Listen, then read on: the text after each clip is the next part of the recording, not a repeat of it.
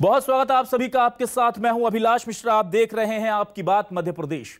मध्य प्रदेश में उपचुनाव में सियासत अलग अलग रंग दिखा रही है। बीजेपी के तमाम दिग्गज नेता जहां चुनावी मैदान में उतरे हैं, तो वहीं उपचुनाव के बीच कांग्रेस के अपने ही उनका साथ एक एक कर छोड़कर जा रहे हैं। बड़वाह से कांग्रेस विधायक सचिन बिरला ने सीएम शिवराज के सामने बीजेपी का दामन थाम लिया, तो कांग्रेस ने एक बार फिर बीजेपी पर सौदेबाजी का आरोप जड़ दिया। उधर उपचुनाव की सरगर्मियों के बीच जनता से जुड़े मुद्दे, महंगाई, बेरोजगारी पीछे छूटते जा रहे हैं। अब बीजेपी को लगता है कि महंगाई कहीं उसे डैमेज ना कर दे, इसलिए वो मुद्दों को शिफ्ट करने की प्लानिंग कर रही है। कांग्रेस चाहती है कि महंगाई जैसे मुद्दे, बेरोजगारी जैसे मुद्दे इस उपचुनाव के केंद्र में रहे। लेकिन कौन होगा सफल और कौन होगा फेल, इसी पर करेंगे आज आपकी बात।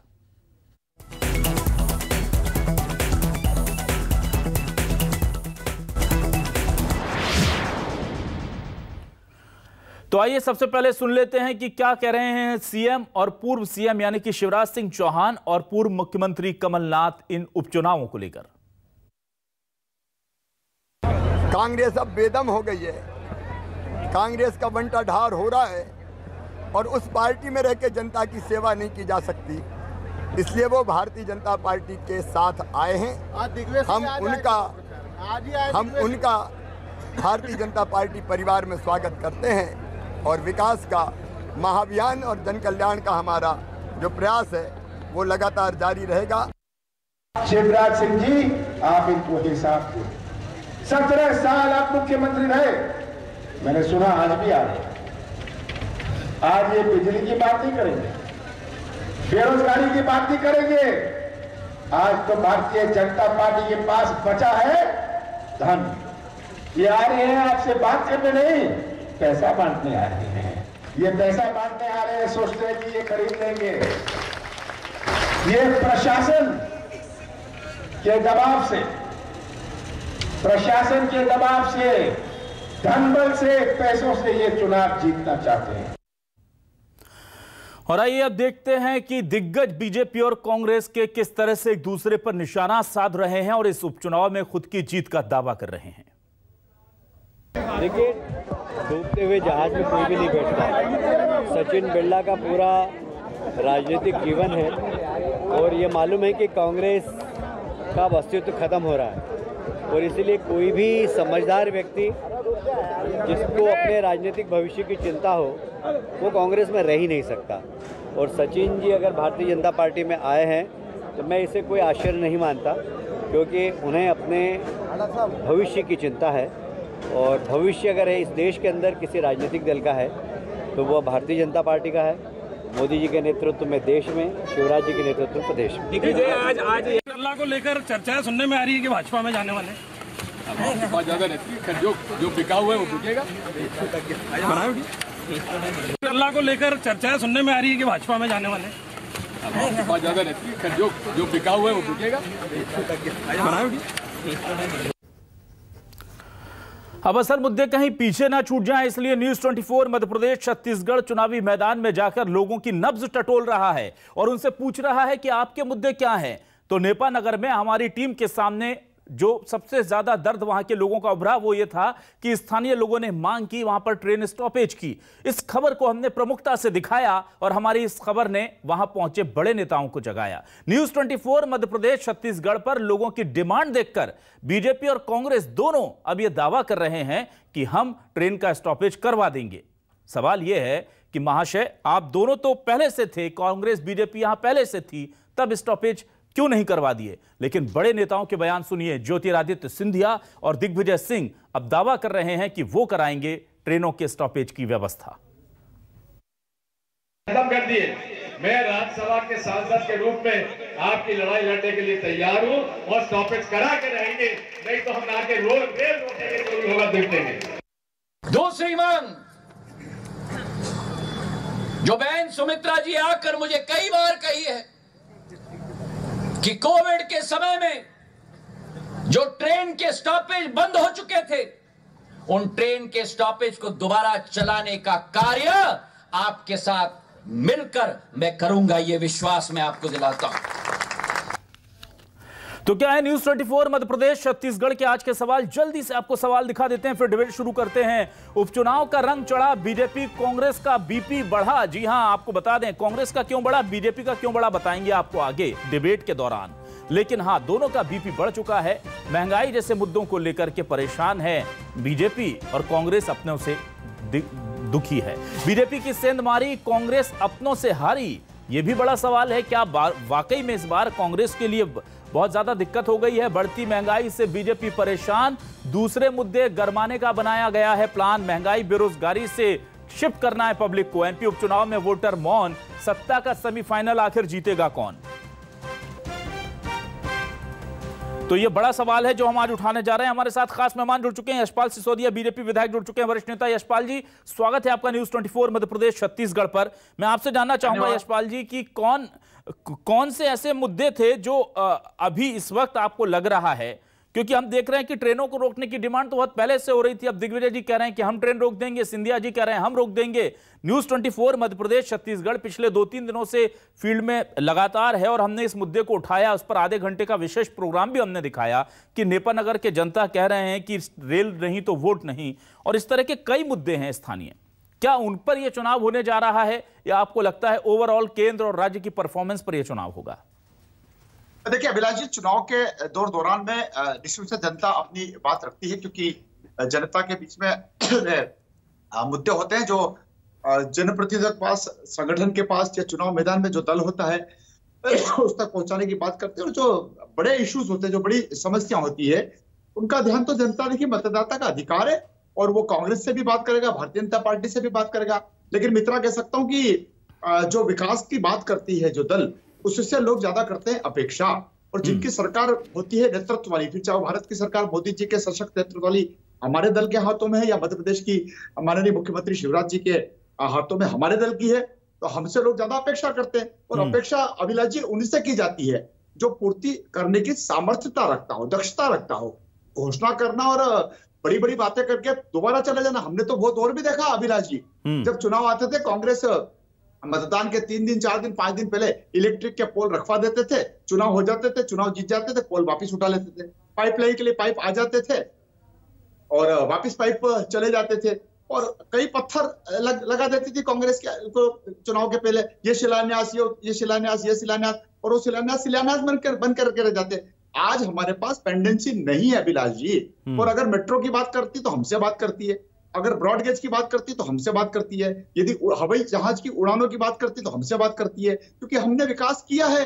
विकास की दरकार जनता को है, तो हमारे ऊपर अभिलाष जी जनता ज्यादा विश्वास और ज्यादा भरोसा करती है।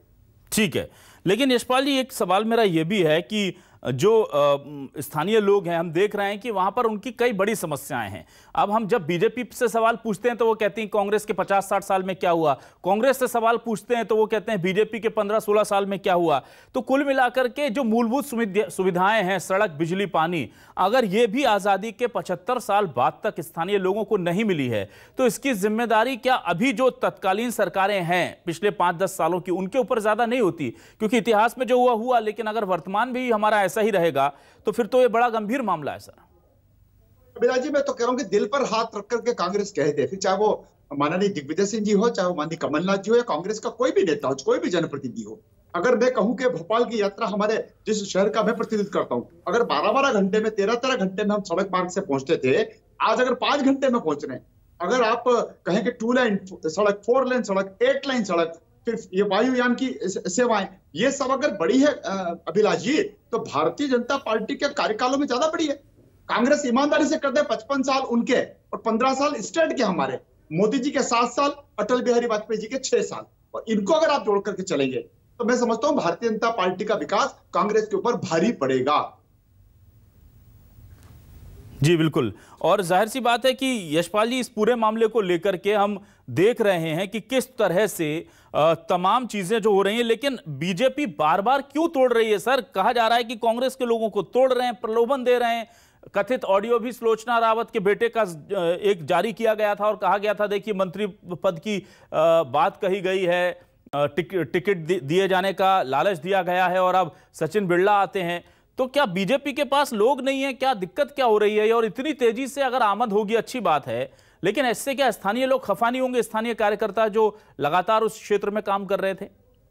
अभिलाष जी, दो बात मैं जरूर बताऊंगा आपके इस महत्वपूर्ण प्रश्न के ऊपर से कि सचिन जी बिरला जी आज आए हैं तो हमको कोई सरकार में भागीदारी सुनिश्चित करने के लिए या सरकार की ताकत बढ़ाने के लिए हमको विधायक की आवश्यकता थोड़ी है क्या?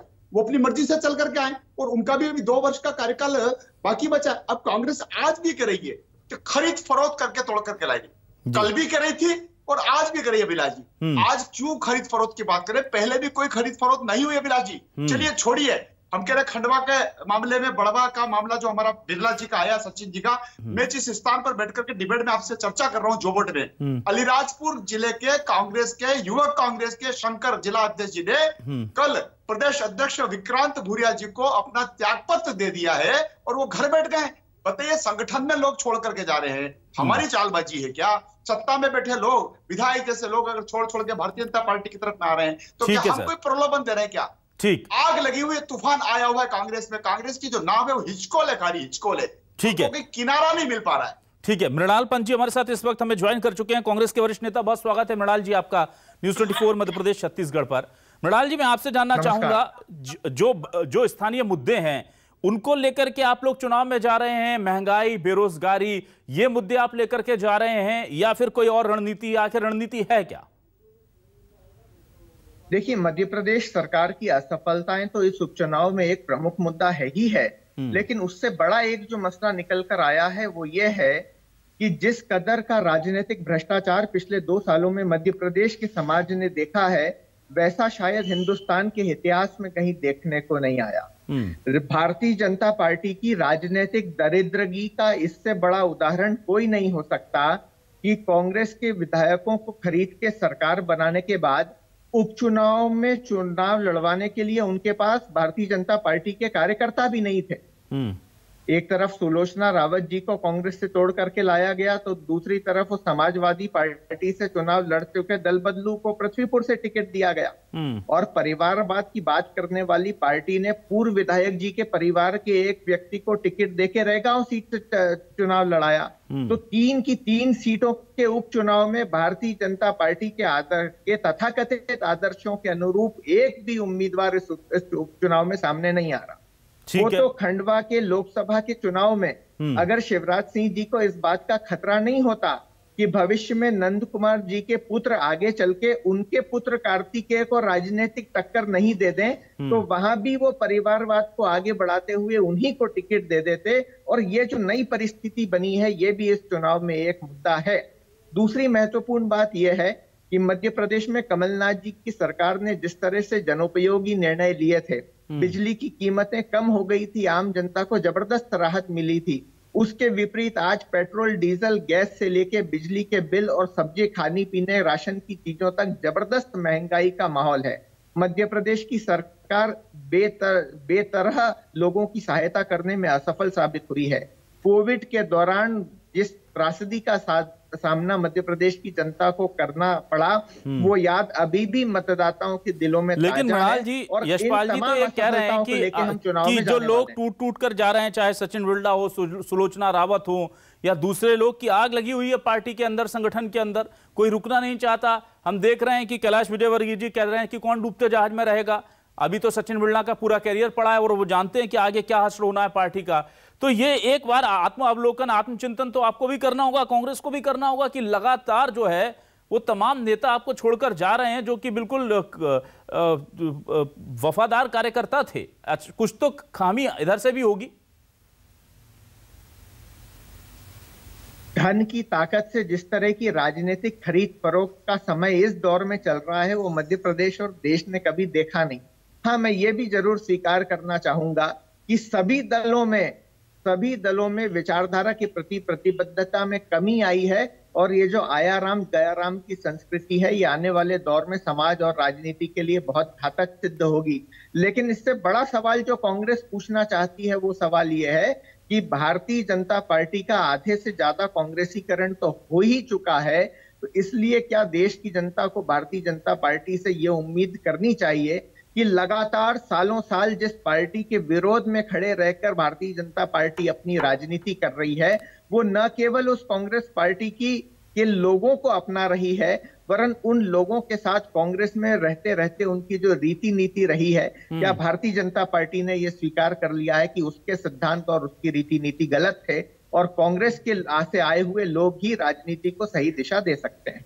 यशपाल जी, बड़ा सवाल है क्या विचारधारा का, क्योंकि देखिए हृदय परिवर्तन दो चार दिनों में तो हो नहीं जाता और विचारधारा भी एक ऐसी चीज है जिसके बनते बनते वक्त लगता है। तो क्या यह नहीं माना जाए कि थोड़ा सा कांग्रेसीकरण बीजेपी का हो जाएगा इस तेजी से लोग आएंगे तो?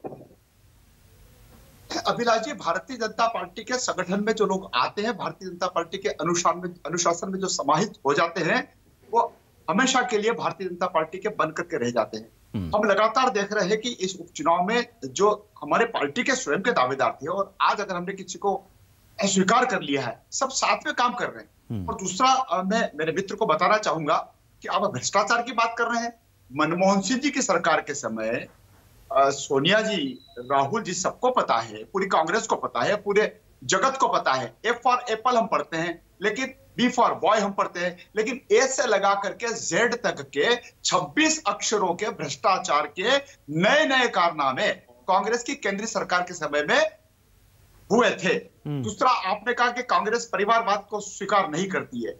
मैं निवेदन करना चाहूंगा, आपने पृथ्वीपुर में जो टिकट दिया है, भले ही उस सहानुभूति में दिया, हमने कभी नहीं कहा, लेकिन हम तो कहते हैं कि हम तो स्वीकार करते हैं। भाजपा कहती रही है कि वो स्वीकार नहीं। मैंने आपकी बात पूरी सुन ली, मेरे को 2 उदाहरण देने दीजिए। पृथ्वीपुर में आपने कोविड से हमारे ब्रजेंद्र जी चले गए, उनके सुपुत्र को दे दिया, कोई दिक्कत वाली नहीं। कलावती भूरिया कोविड से गई, जोबट में आपने उनको टिकट नहीं दिया।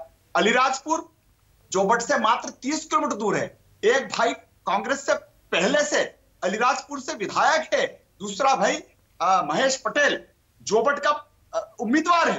अब इसको कौन सा बात कहेंगे बजाय, मुझे ये जरा बता दीजिए। आप परिवारवाद आप करते हैं, वंशवाद आप करते हैं, गुटी राजनीति आप पे धरी पड़ी है। भारतीय जनता पार्टी के तो संगठन में अभी भी, जब मैं इस डिबेट में बैठा हूं, प्रदेश अध्यक्ष जी हमारे निचले स्तर के पदाधिकारियों से संवाद कर रहे हैं, मंडल अध्यक्षों से संवाद कर रहे हैं।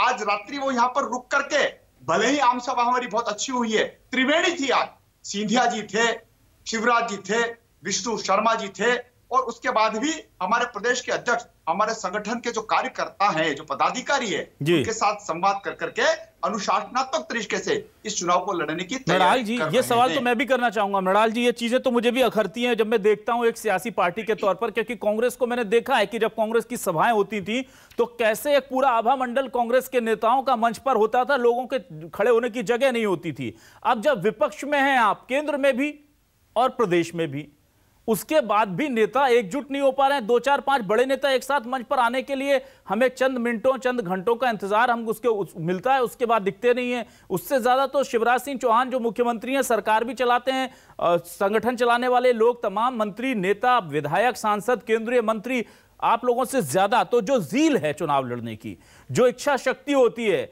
जो संघर्ष होता है, जो सक्रियता होती है, वो तो बहुत कम नजर आती है। सर, उसको लेकर क्या कहेंगे आप? क्योंकि आजकल तो ये माहौल, मैं बहुत खुले दिल से कहता हूं कि ये माहौल होता है कि जब तक दिखेंगे नहीं तब तक बिकेंगे नहीं। तो दिखे तो कम से कम कि संगठित हैं और बड़ा सा पार्टी है, तो जब दिखेंगे नहीं तो कैसे कार्यकर्ताओं में जोश भरेगा?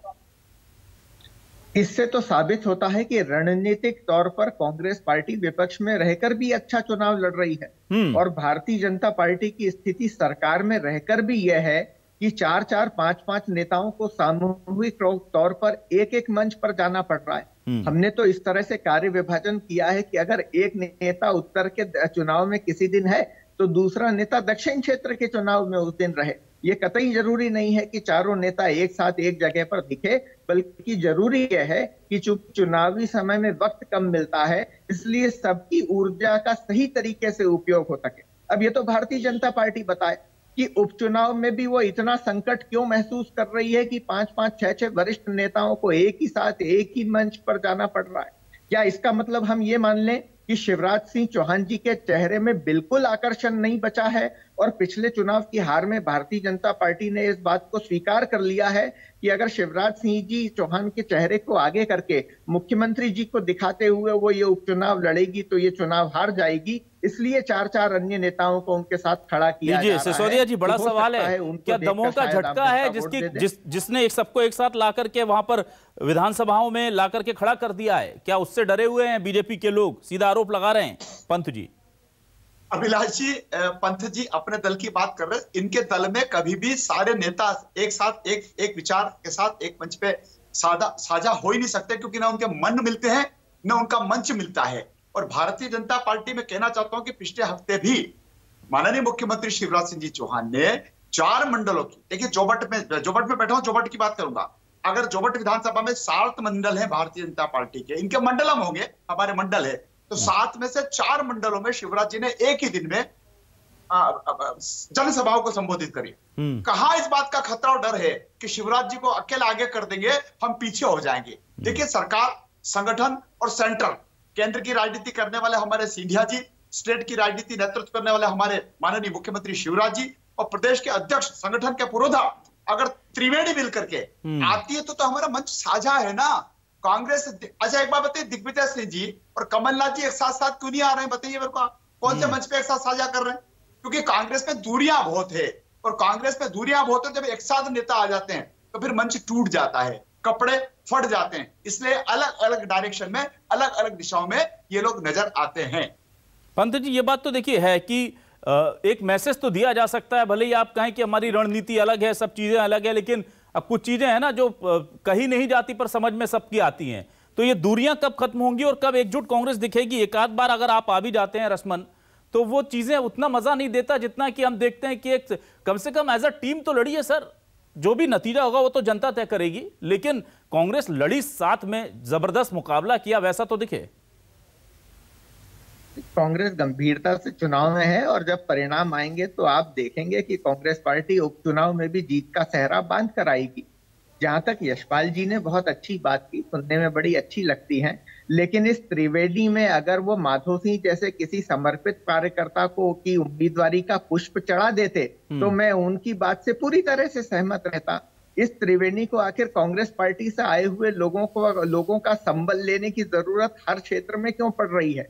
समाजवादी से आए पार्टी से आए हुए लोगों का संबल लेने की जरूरत क्यों पड़ रही है? क्या भारतीय जनता पार्टी के पास समर्पित कार्यकर्ताओं का अभाव हो गया है? क्या भारतीय जनता पार्टी ने यह मान लिया है कि उनके नेता और कार्यकर्ता सक्षम नहीं है वो जनता की अपेक्षाओं को विधानसभा के मंच पे उठा सकेंगे? ठीक है, क्या कारण है कि उपचुनाव जैसे चुनाव में भी भारतीय जनता पार्टी को अपने बीच से लड़ने के लिए योद्धा और उम्मीदवार नहीं मिल रहे हैं? लेकिन पंत जी, ये चीज हो सकता है बीजेपी की कश्मकश हो, बीजेपी की दिक्कत हो, पर कांग्रेस के लिए ये चीज कहां से फायदेमंद है कि जो उसके सिपह सालार हैं वो ठीक कहते हैं ना कि बिल्कुल अंतिम रात से पहले दूसरे खेमे में शामिल हो जाएं। तो इसको लेकर के तो आप लोगों को चिंतित होना चाहिए। ठीक है, उसकी जो मजबूरी है बीजेपी की, वो मजबूरी है, रणनीति है, वो तो हमें आने वाला वक्त बताएगा और उसमें कितने सफल हैं। पर आप लोग सर अपने लोगों को इस तरह से जाने देंगे क्या? और सिर्फ ये कहकर कि लोग खरीद रहे हैं, तो आप इतना तो कम से कम विचारधारा को लेकर लोगों को अपने से जोड़े रख सकते हैं। आपके पास तो बड़े बड़े नेता हैं, दिग्गज लोग हैं, वो बात कर सकते हैं, एफर्ट कर सकते हैं। क्योंकि मुझे लगता नहीं कि अगर दिग्विजय सिंह, कमलनाथ जैसे बड़े नेता बात करें तो कोई प्रत्याशी या कोई बड़ा पदाधिकारी रुके ना कांग्रेस में। कांग्रेस पार्टी के सिद्धांतों में अगर किसी व्यक्ति का अविश्वास पैदा होता है और अगर किसी और कारण से वो कांग्रेस पार्टी छोड़कर जाना चाहता है तो ये किसी का एक व्यक्तिगत निर्णय हो सकता है। लेकिन ऐसी स्थिति में कि अगर कोई व्यक्ति पार्टी में रहे और मानसिक तौर पे उस पार्टी के साथ पूरी तरह से वफादारी के साथ नहीं रह पाए, इससे बेहतर है कि लोग अपना रास्ता चुने। और हमारे अगर कुछ साथियों ने वो रास्ता चुना है तो उसका कारण भी ये रास्ता मन की आवाज नहीं है। उसका कारण या तो भारतीय जनता पार्टी की सत्ता की ताकत है, उसका कारण या तो भारतीय जनता पार्टी की ओर से दिया गया प्रलोभन है, या उसका कारण सत्ता में रहते हुए जो अकूत संपदा भारतीय जनता पार्टी ने कमाई है उसका प्रभाव है। इस दौर में मुझे नहीं लगता कि जितनी स्थिति खराब भारतीय जनता पार्टी की सरकार की है उस समय इस सरकार में विश्वास व्यक्त करके कोई भी व्यक्ति भारतीय जनता पार्टी जी आप कुछ कहना चाह रहे हैं सर? ये बात ठीक है कि अगर कोई व्यक्ति जाता है तो उससे कांग्रेस पार्टी का ये कार्यकर्ताओं के मनोबल पर एक असर पड़ता है, लेकिन ये पार्टी इतने सालों से इतनी ताकतवर पार्टी है कि इसको फिर खड़ा होने में बिल्कुल समय नहीं लगता। सिसोदिया जी, मैं अभिलाष जी सिर्फ ये कहना चाहूंगा कि जो गिरता है उसको संभालने का काम करना चाहिए, हम करते हैं। कांग्रेस के लोग टूट करके आ रहे हैं और अगर हमारे दल में आते हैं तो स्वागत है, इसलिए कि ये पार्टी सर्वव्यापी है, सर्वस्पर्शी है और अगर मोदी जी कहते हैं सबका साथ, सबका विकास और सबका विश्वास, तो देखिए कांग्रेस के दिग्गज लोग, और आपने बहुत ठीक बात कही, सचिन बिरला जी की उम्र अभी है क्या, पहली बार विधायक बने हैं और अभी तो कोई ऐसी आवश्यकता है ही नहीं हमको कि सत्र विधानसभा में हम बहुमत हासिल करने के लिए किसी को तोड़ने की कोशिश करें, वो जुड़ने की कोशिश कर रहे हैं। हम क्यों दूर रखेंगे अभिलाष जी उनको? अगर वो वहां से निराश है, हताश है, नेतृत्व की और देखिए मैं एक बात और कहूंगा, कमलनाथ जी इसलिए वर्तमान के दौर में राजनीति कर रहे हैं और दिग्विजय सिंह जी भी इसलिए वर्तमान के दौर में दिखाने का काम कर रहे हैं क्योंकि दोनों को अपने पुत्रों को कहीं ना कहीं स्थापित करना है, चाहे वो नकुल नाथ हो चाहे वो जयवर्धन जी। ठीक है सर, वक्त कम है, लेकिन कुल मिलाकर के मध्य प्रदेश की सियासत को लेकर के बड़ा अच्छा कांग्रेस कह रही है कि ये मन की आवाज से नहीं जा रहे हैं, जो जा रहे हैं वो धन की आवाज हो सकती है, और बीजेपी कह रही है कि हमारा तो उद्देश्य है सबका साथ सबका विकास, कुछ कांग्रेसियों का भी साथ मिल जाए तो उसमें बुरा क्या है। जाहिर सी बात है जनता तय करेगी कि ये आना जाना उसके लिए बड़ा मायने रखते हैं, या फिर बेरोजगारी, महंगाई, ट्रेन की स्टॉपेज, सड़क, बिजली, पानी, मूल मुद्दों पर ही चुनाव होगा। 75 साल हो गए, 75 साल पहले भी इन्हीं मुद्दों पर चुनाव होता था, सड़क, बिजली, पानी पर, बेरोजगारी पर, महंगाई पर, अब भी इसी पर हो रहा है। और सियासतदानों को देखिए, सीना ठोक कर कहते हैं कि हमने भारत को बदल दिया है। बहुत बहुत शुक्रिया आपका दोनों ही मेहमानों का, मृणाल पंत जी और साथ ही साथ यशपाल सिसोदिया जी, हमारे साथ जुड़ने के लिए। तमाम दर्शकों का भी बहुत शुक्रिया।